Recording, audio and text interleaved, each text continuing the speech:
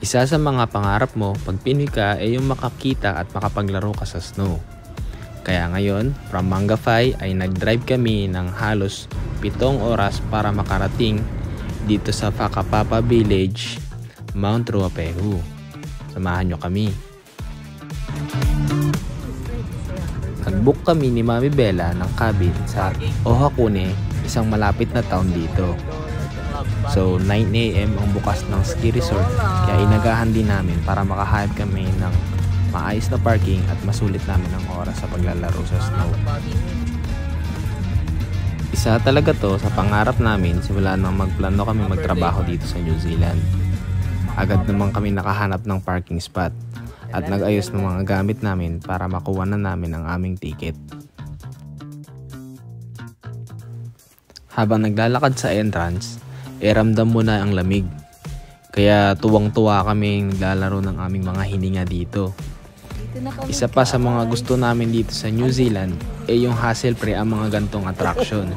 In 3 easy steps, online purchase, scan, at collect, ay maiiwasan mo na amin sa mahabang pila ng mga turista.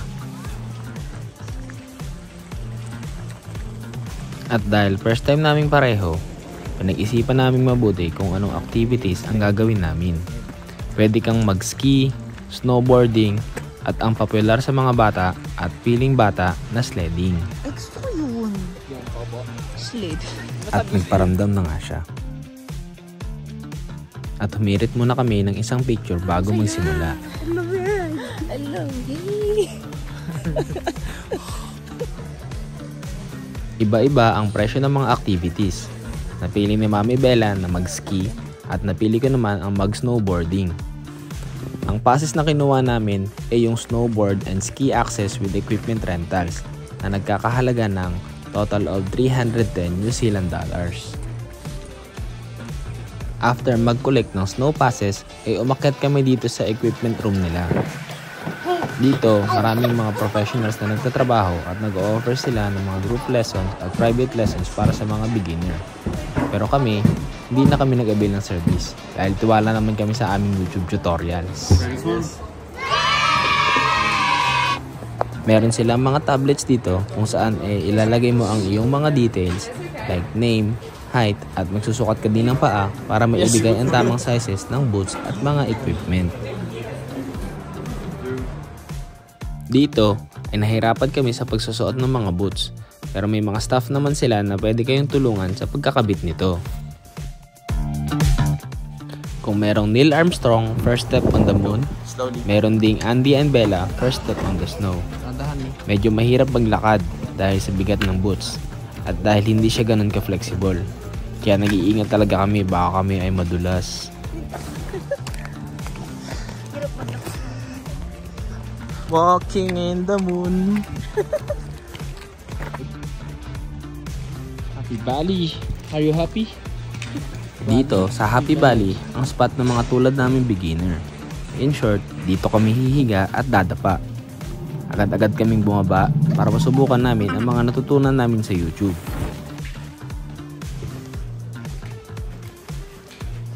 Pero kung may isasama kayong mga bata at para na din iwas aksidente, mas mabuting ikuha sila ng lessons kasi may maituturo talaga ang mga professional na hindi basta-basta napapanood sa YouTube. Dito tayo may flat. Sobrang ganda at puti ng aming mga ngiti ay este ng snow. Ayan, at di na kami makapaghintay masubukan mag-ski at snowboard. Merong balita na magkakaroon ng hindi magandang panahon sa mga araw na ito.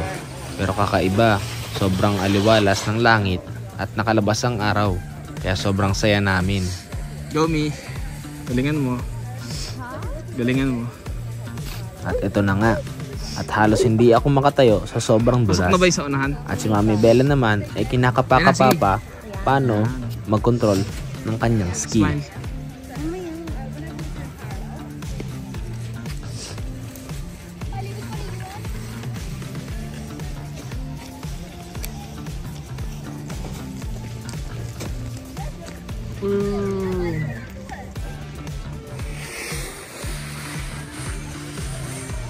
may background ako sa paglalaro ng skateboard.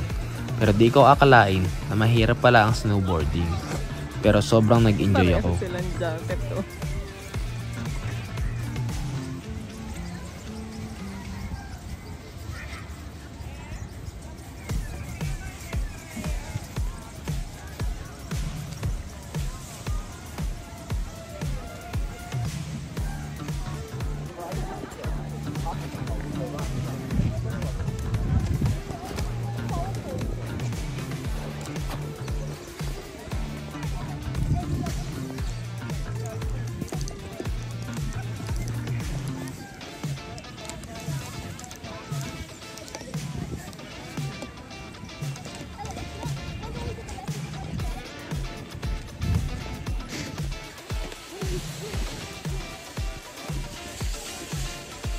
Halos 1 oras at kalahati din kami naglaro-laro dito sa ibaba. At ngayon, kami ay nagugutom na. Kasama nga pala sa passes namin ay yung sightseeing at ang access sa gondola, paakyat sa tuktok ng bundok. Oh.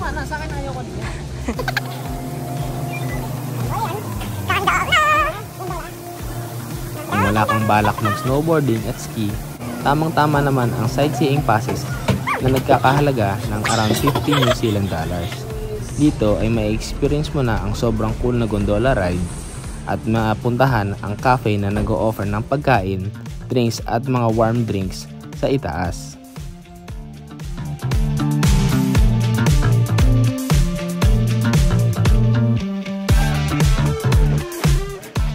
Halos 5 to 8 minutes din ang ride na ito paakyat. Kaya masusulit mo talaga ang sobrang ganda ng view at dapat full charge ang battery ng cellphone mo dito dahil mauubos ito kaka-video sa sobrang ganda ng mga tanawin.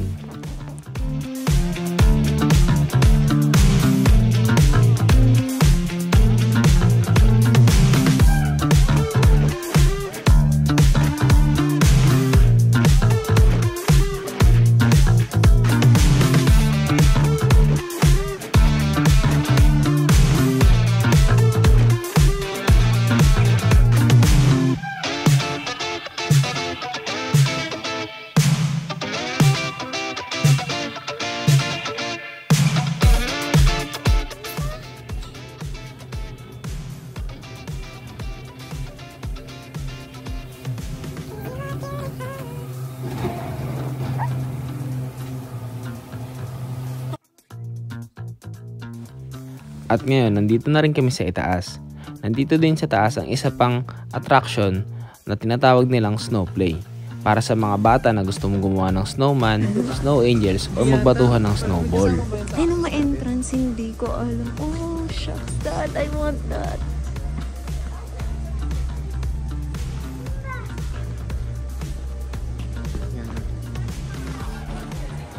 Pagpasok mo sa entrance, meron agad water fountain.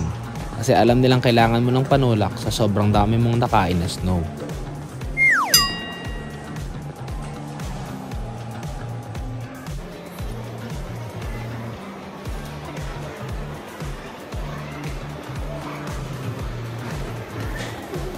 At nandito na kami sa kanilang cafe. Sobrang saya namin na makita ang mga pagkain. Kasi nag-o-offer sila ng rice meal. Sobrang ginutom kami kakalaro sa snow. Kaya syempre, extra rice. At may enjoy mo ang sobrang gandang view habang kumakain ka.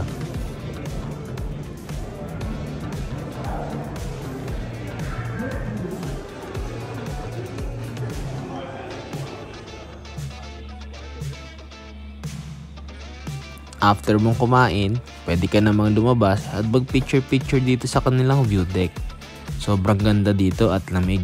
Kaya hindi namin inaksaya ang mga oras at nagpa-picture na kami dito. Ayan, at makikita nyo ang aking Romy Garduce post. Ito naman si Bella, Fly Away. At Look Away.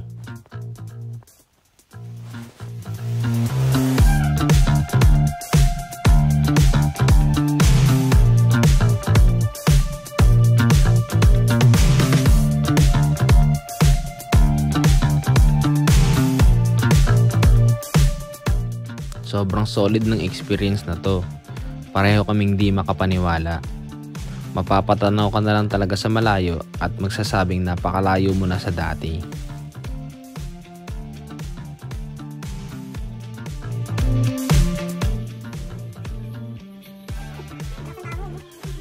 At after kumain at ng picture-picture, bumaba na kami ulit para maglaro.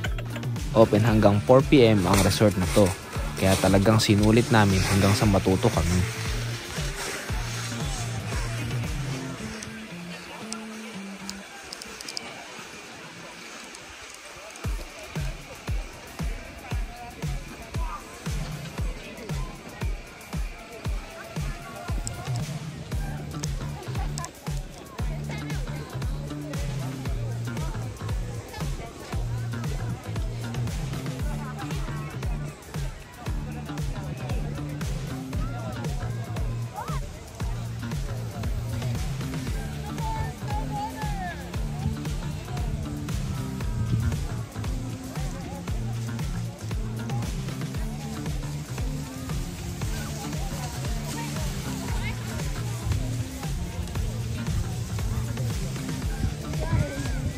Gomi. Siguro sa next winter pa kami makakabalik dito. At siguradong magugustuhan to ng anak namin na si Yona pagdating niya dito sa New Zealand. Paharap, forward, lean forward.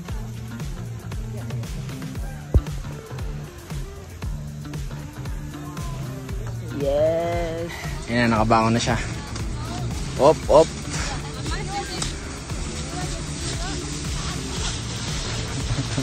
Mag side step ka daw, side step.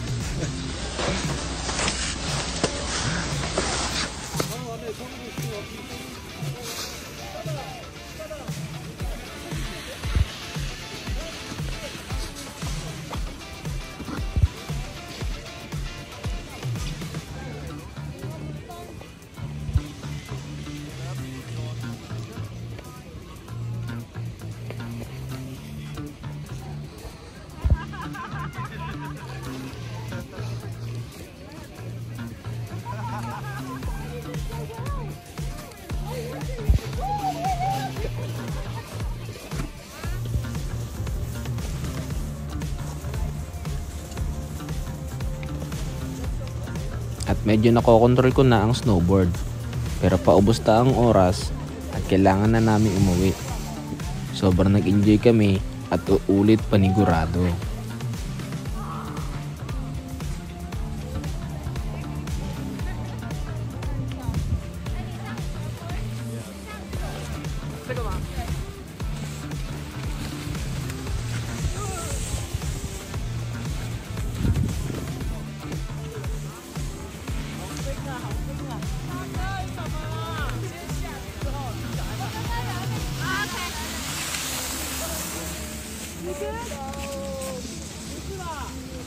Sana nag-enjoy kayo sa panonood sa vlog namin.